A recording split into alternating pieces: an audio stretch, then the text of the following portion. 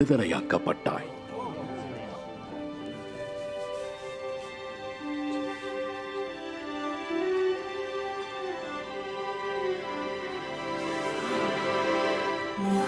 பாருங்கள், பாருங்கள், குணமாகிவிட்டாள். என்ன அற்புதம்! இவள் குணமடைந்து விட்டாள்.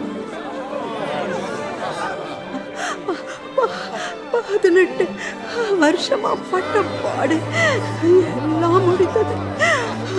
ஸ்தோத்திரம், என்னால் நம்ப முடியல. உமக்கு நன்றி.